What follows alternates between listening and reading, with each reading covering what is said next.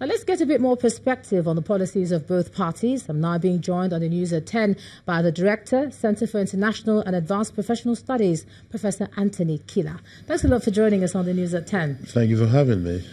Okay, now looking at both policies, we have the next level versus, I think it's getting Nigeria working again. Yes. So where do you stand? Well, where do we stand? I mean, as people, it makes sense what they're both saying. The contention for elections in 2019 is between continuation and change. And rightly, the incumbent is saying, let us continue what we're doing and let's go to another level. And the challengers, in this case embodied by the main opposition, is saying, things are not working, let's get it to working. They say let's get it working again because they're telling you they've done it before. Mm-hmm. And which that is why they say the next level. Well, the incumbent is saying next level. Let's continue and get it higher to the same thing at a higher level. But the incumbent is saying it's not working. Let's get it working. Let's get it working again because in the past we've done it.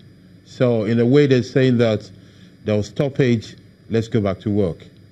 But do you think that from what we've seen from both policies, Nigerians are any clearer or any more confident in who they want to vote for in February with what has been reeled out, I mean, so far? Well, I think, for people who work very hard every day and struggle to get home in traffic, we perhaps need to give them a bit of time to digest it. And political gladiators know that. So today they've rolled the headlines out and in the coming days, they'll go ahead to expatiate on it and do more. But I am happy about one thing, which is the fact that we're here today and they've come out with policies, not vague things. I mean, some people argue that there's not enough flesh in what they've thrown out, but it's a good start. And I'm delighted that we're here today, you and I, and we're talking policies.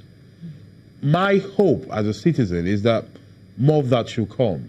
I do hope that people like you in the fraternity of the media will push more to ask what exactly each candidate will do, when they'll do it, and where possible, how much will it cost and where will they get the funding for? Yeah, well, already, if you look at the PDP policy, let's call it that way. Yes. When you're saying people asking for more flesh to be put on the bone, yes. For instance, the issue of restructuring is still something that they say is open for debate. Yes. Not quite clear how they're going to go through that, including vast revenue generation. They've talked about inclusive governance, and then on the other side, they've talked about scaling up to 10 million Nigerians.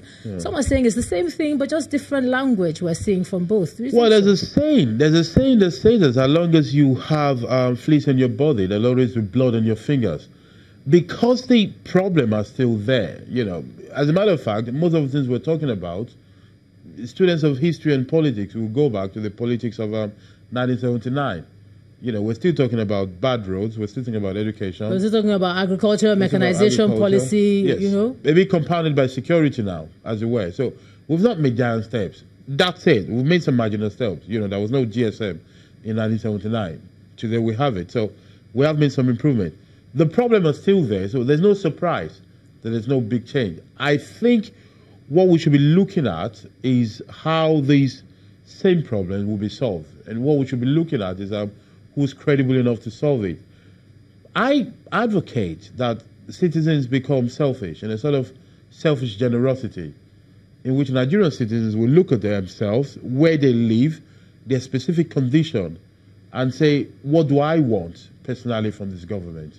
And to find a common voice to dictate and influence and lead the agenda, rather than remain supporters, followers, and fans. Yeah. To become employers, to see themselves as the people that will employ the next president, the next governor, the next senator of their district. Well, you've seen the two candidates. I know you talked about being happy that we're talking about policy now. Yes. And then you've also talked about perhaps credibility. What do you think Nigerians are looking for in a leader now? Beyond give us roads and sort electricity out.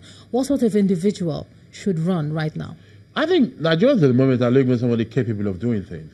They want somebody who has the energy and the world view to be able to solve their problem. I think that is what needed. And I think, but Nigerians need to have the courage to understand the need to employ a CEO that understands the problem and can find a solution for it. Exactly. Thank you so very much, Director, Center for International and Advanced Professional Studies, Professor Akila. Thanks for joining us, Professor Akila, on the News at 10 tonight. Thank you.